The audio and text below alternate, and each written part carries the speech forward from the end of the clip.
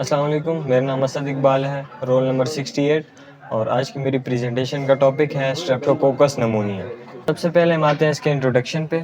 Streptococcus pneumonia known as pneumococcus is a bacterium responsible for various human infections including pneumonia, meningitis and otitis media. Streptococcus pneumonia, जिसको हम नमोनियोकोकस भी बोलते हैं, ये एक ऐसा बैक्टीरिया है जो कि ह्यूमन में वेरियस इन्फेक्शन कॉज करने के लिए रिस्पॉन्सिबल होते हैं। मतलब इसकी वजह से बहुत सारे इन्फेक्शंस ह्यूमन बॉडी में कॉज हो सकते हैं, इस तरह नमूनिया, मेनिंजाइटिस और otitis media. It is a gram-positive encapsulated bacterium that can be found in the respiratory tract of many people without causing illness.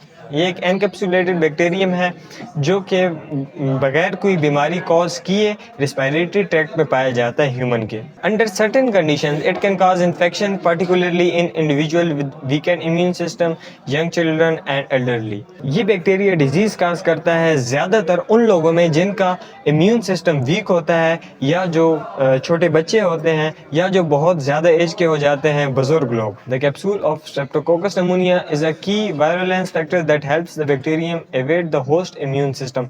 Streptococcus pneumonia का जो कैप्सूल है वो एक की वायरलेस फैक्टर है। कैप्सूल हेल्प करता है bacteria का ताकि वो इम्यून सिस्टम को धोखा दे सके।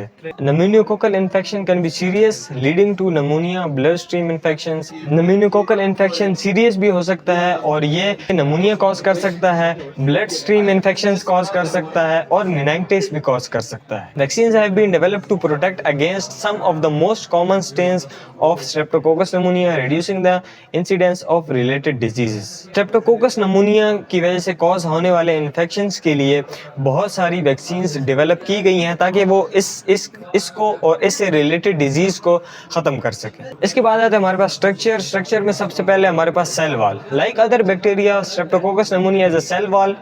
इसका एक सेल वॉल होता है। इट इज ग्राम पॉजिटिव, ये ग्राम पॉजिटिव है, meaning that it retains the crystal violent stain in the gram staining process. जब हम स्ट्रेप्टोकोकस नमूनिया की ग्राम स्टेनिंग करते हैं तो वो हमें क्रिस्टल वायलेंट कलर देता है। इससे हमें ये पता चलता है कि एक थिक पेप्टिडोग्लाइकेन लेयर इसके सेल वॉल में प्रेजेंट है। इसके बाद है capsule. One distinctive feature is its polysaccharide capsule which surrounds the bacteria cell. का एक फीचर है पॉलीसैकेराइड कैप्सूल जो कि बैक्टीरिया जिसने बैक्टीरिया सेल को सराउंड किया होता है, घेरा हुआ होता है। This capsule is a crucial virulence factor aiding in the bacterium ability to evade the host immune system. ये कैप्सूल बैक्टीरिया को इस काबिल बनाता है कि वो ह्यूमन के इम्यून सिस्टम को धोखा दे सके और उस पर अटैक कर सके। इसके बाद है हमारे पास cocci shape. Streptococcus pneumonia appears as oval और lancet shape cocci when viewed under a microscope. जब इसको माइक्रोस्कोप के अंडर देखा जाए तो इसकी जो शेप है वो ओवल आती है या लेंसेंट शेप टाइप ये आता है।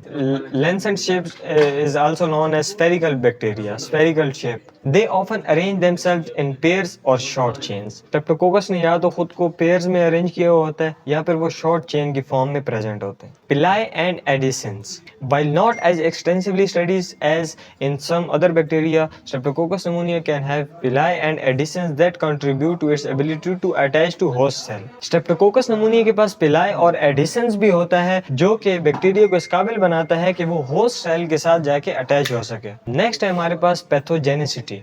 अब नेक्स्ट हम देखेंगे कि स्ट्रेप्टोकोकस नमूनिया अपना इन्फेक्शन कॉज कैसे करता है। उसका सबसे पहला पॉइंट है capsule. The polysaccharide capsule is a crucial virulence factor. जैसे कि हम पहले पढ़ चुके हैं कि ये एक क्रूशियल वायरुलेंस फैक्टर है। It helps Streptococcus नमूनिया evade phagocytosis by immune cells allowing the bacterium to survive in the host body। ये भी हम पहले पढ़ चुके हैं कि ये जो है phagocytosis को एवेड करता है ताकि बैक्टीरिया होस्ट की बॉडी के अंदर सर्वाइव कर सके। सेकंड पॉइंट है एडिशन। स्ट्रेप्टोकोकस नमूनिया में हमारे पास कुछ ऐसे एडिशंस होते हैं जो कि बैक्टीरिया को हेल्प करते हैं कि वो होस्ट सेल के साथ जाके अटैच हो सके। इसके बाद हमारे पास इन्वेजन में ऐसा होता है कि बैक्टीरिया कुछ मजीद टॉक्सिन्स प्रोड्यूस कर रहा होता है जो कि मजीद सेल्स पे अटैक कर रहे होते हैं, उनको डिस्ट्रॉय कर रहे होते हैं। इसके बाद हमारे पास टॉक्सिन्स एंड एंजाइम्स। कुछ ऐसे टॉक्सिन्स और एंजाइम्स होते हैं जो कि बैक्टीरिया की हेल्प करते हैं ताकि वो मजीद बॉडी सेल्स को डिस्ट्रॉय कर सकें और उनके फंक्शन को डिस्टर्ब कर सकें। अब हम ये देखेंगे कि ये जो हमारे पास बैक्टीरिया है, स्ट्रेप्टोकोकस बैक्टीरिया, ये किस तरह होता है। इसका सबसे पहले काज है एयरबोर्न ड्रॉपलेट्स। उसके उसके अलावा direct contact, for example infected और नॉन इन्फेक्टेड पर्सन का अगर कॉन्टैक्ट हो तो फिर भी ये डिजीज़ कॉज हो सकती है। इसके अलावा एसिम्प्टोमेटिक कैरियर्स, और लास्ट में हमारे पास है क्लोज कॉन्टैक्ट डिजीज़ कॉज्ड। इसके बाद हम वो डिजीज़ देखेंगे जो कि इस स्ट्रेप्टोकोकस बैक्टीरिया की वजह से कॉज होती हैं, जिसमें हमारे पास सबसे पहले आता है नमूनिया, ये मैं आपको पहले ही बता चुका हूँ। उसके बाद आता है हमारे पास मेनिंजाइटिस, मेनिंजिस की इन्फ्लेमेशन होती है इसमें। इसके बाद हमारे पास ओटाइटिस मीडिया। फोर्थ नंबर पे हमारे पास है साइनोटाइसिस बैक्टीरिया, ये भी स्ट्रेप्टोकोकस बैक्टीरिया की वजह से कॉज हो सकता है। एंड लास्ट में हमारे पास है बैक्टीरियमिया है, presence of bacteria in blood, और सेप्सिस है। तो ये सब वो डिजीज थी जो कि स्ट्रेप्टोकोकस बैक्टीरिया की वजह से कॉज हो सकती हैं।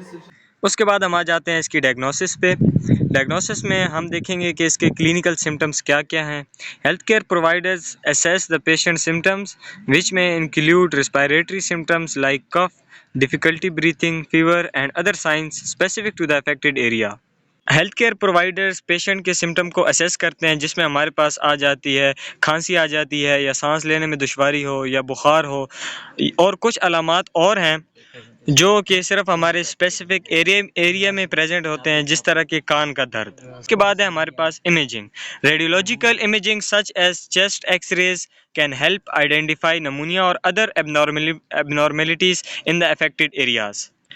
अगर हम चेस्ट का एक्सरे करते हैं तो उससे हमें अफेक्टेड एरियाज में जो एबनॉर्मेलिटीज़ हैं उनका पता चलता है कि ये नमूनिया की वजह से हैं या नहीं।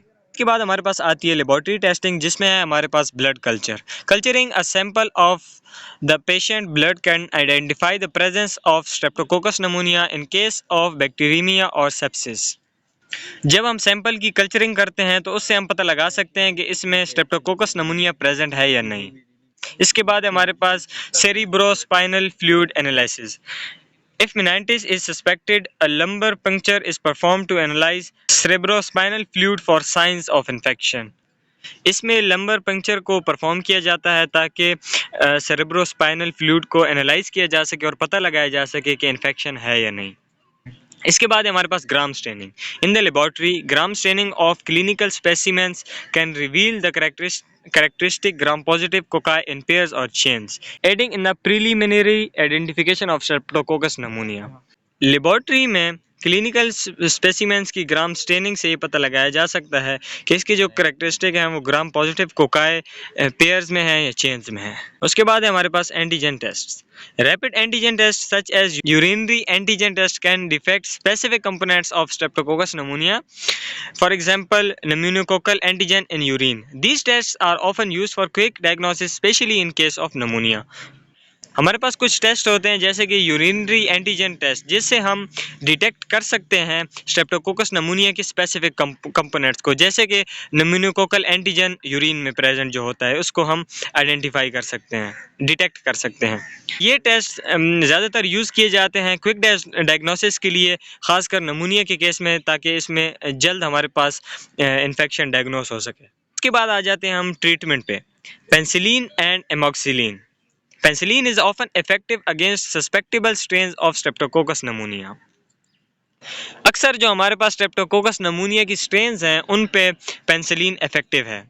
Amoxicillin, a broader spectrum penicillin derivative, is frequently used especially in outpatient setting. जो हमारे पास amoxicillin है ये ज़्यादातर आउट पेशेंट सेटिंग के लिए यूज़ किया जाता है। उसके बाद है हमारे पास सिफेलोस्पोरिन्स।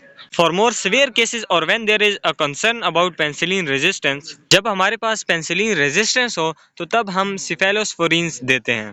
Care providers may prescribe cephalosporin antibiotics such as ceftriaxone और सेफ्ट्राजाइम। डॉक्टर सेफ्ट्राजीन या सेफ्ट्रोसाइम को एज ए सिफेलोस्पोरिन एंटीबायोटिक्स तजवीज़ करते हैं पेशेंट्स को।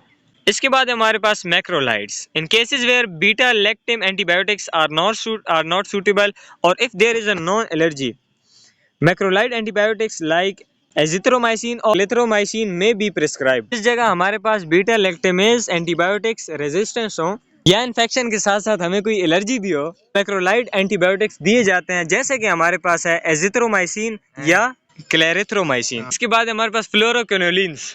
In certain situations, particularly for adult patients with underlying health conditions, respiratory fluoroquinolones such as लीवोफ्लॉक्सिन और मोक्सिफ्लॉक्सिन might be considered कुछ situations में, खासकर अडल्ट पेशेंट्स के लिए, रेस्पिरेटरी फ्लोरोक्विनोलिन्स जैसा कि लीवोफ्लॉक्सिन या मोक्सिफ्लॉक्सिन को कंसिडर किया जाता है। ये था मेरा आज का topic. Thank you so much.